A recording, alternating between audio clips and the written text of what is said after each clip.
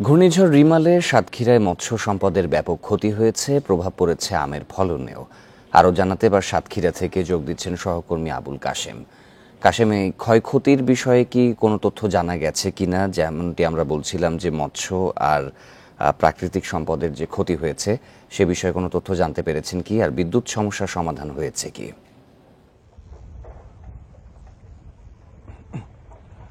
আপনার তিনটা প্রশ্নের উত্তরে প্রথমে তো জানাতে হয় যে রিমেলের প্রভাবে দেশের অন্যান্য উপকূলীয় জেলায় যেমনটা ক্ষতি হয়েছে ততটা ক্ষতি কিন্তু সাতক্ষীরাতে আসলে হয়নি। এখানে মূলত তিনটা ক্ষেত্রে ক্ষতির শিকার হয়েছে অন্যান্য জায়গার তুলনায়। সেটি হলো যে আসলে বিদ্যুৎ ব্যবস্থা, আপনি জানেন যে 2 দিন ধরে পুরো সাতক্ষীরা জেলায় বিদ্যুৎ বিচ্ছিন্ন ছিল। তো আজকে সকালে আমি বিভিন্ন উপজেলাতে বা প্রত্যন্ত অঞ্চলে কথা বলে যে বিষয়টা জানতে পেরেছি এবং যারা বিদ্যুৎ অফিসের কর্মকর্তারা রয়েছেন তাদের সঙ্গে কথা বলে জানতে পেরেছি যে প্রায় 90% বিদ্যুৎ কিন্তু সচল হয়েছে, অর্থাৎ পুরো সাতক্ষীরা জেলাতেই এখন বিদ্যুৎ সরবরাহ স্বাভাবিক হয়েছে।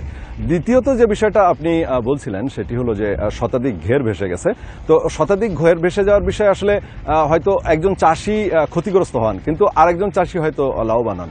সব মিলে কিন্তু মাছ বের হয়ে যায় না। আপনি জানেন যে বেড়িবাঁধ ভাঙেনি বলে সেই মাছ বের হওয়ার সুযোগ নেই। তো শতাধিক যে ঘের ভেসে গিয়েছিল, আমরা খোঁজখবর নিয়ে যেটা জেনেছি আশাশুনি এবং শ্যামনগর উপজেলায়, সেটি হলো সেই সমস্ত ঘেরগুলো জেগে উঠতে শুরু করেছে, অর্থাৎ আইল জেগে উঠতে শুরু করেছে। সুতরাং এই ক্ষেত্রেও ক্ষতির পরিমাণটা খুব বেশি হবে বলে মনে করছেন না মৎস্য বিষয়ে কর্মকর্তারা। তৃতীয়ত হচ্ছে যে সাতক্ষীরায় যে ক্ষতিটা হয়েছে, মূলত আপনি জানেন যে ইরিধান, যেটা আমরা রূপা আমন বলি, সেই রূপা আমন একেবারেই কিন্তু তোলা শেষ হয়েছে।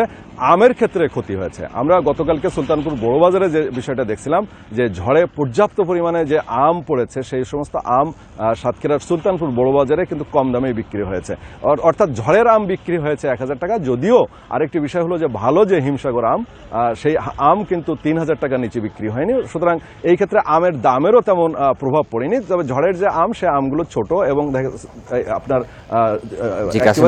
যে ক্ষয়ক্ষতি অতি দ্রুতই নিরূপণ করা সম্ভব হবে সাতক্ষীরা থেকে। ঘূর্ণিঝড় রিমালে সাতক্ষীরার প্রভাবের খবর জানাচ্ছিলেন সহকর্মী।